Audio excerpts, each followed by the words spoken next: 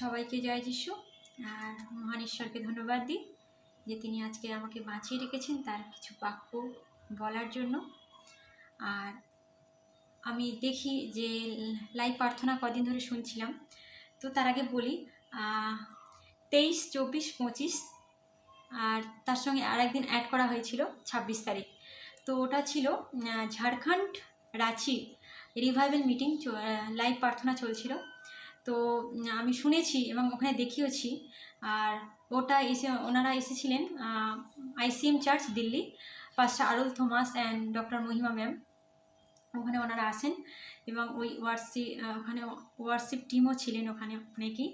তো অনেকেই দেখেছি খড়গপুর থেকেও পাস্টার এসেছিলেন, আরও বিভিন্ন জায়গা থেকে এসেছিলেন ওই মিটিংটা চালানোর জন্য। তো ওখানে অনেক আশ্চর্য ঘটনা ঘটেছিল আর আমি দেখতে পাই সেখানে। আর আমি লাইভে থাকতাম প্রতিদিন আর দেখতাম সত্যি যে খুবই ভালো লাগতো। আর ওখানে দেখেছি যারা সত্যি বিশ্বাস করেছিল প্রভু যীশু খ্রিস্টকে, ওখানে 2 লক্ষ মানুষের কাছাকাছি, মানে 2 লক্ষ মানুষ ওখানে ছিল ওই ঝাড়খণ্ড রাঁচিতে। তো ওখানে অনেক মানুষ যারা হাঁটতে পারতো না, যারা কথা বলতে পারতো না, অনেকেই সুস্থতা নিয়ে ওখান থেকে বাড়ি গেছে 4 দিনের প্রার্থনায়। যারা সত্যি বিশ্বাস করেছিল প্রভু যীশু খ্রিস্টকে, একটু বিশ্বাস করেছিল বলেই তারা সুস্থতা লাভ পেয়েছে, হ্যাঁ না? তো সত্যি আমরা দেখতে পাই যোহন লিখিত সুসমাচার তার 3 অধ্যায় 16 পদে বলছেন, কারণ ঈশ্বর জগৎকে এমন প্রেম করিলেন যে আপনার একজাত পুত্রকে দান করলেন, যেন যে কেহ তাহাতে বিশ্বাস করে সে বিনষ্ট না হয় কিন্তু অনন্ত জীবন পায়। আর সত্যি আমার বাইবেল বাক্য বলছে যে আমাকে যে বিশ্বাস করবে সে অনন্ত জীবন পাবে। আর সত্যি আমি দেখতে পাই অনেক তিনি প্রভু যীশু খ্রিস্ট যখন এই পৃথিবীতে এসেছিলেন তখন তিনি অনেক আশ্চর্য ঘটনা, আশ্চর্য কাজ তিনি করে গেছেন।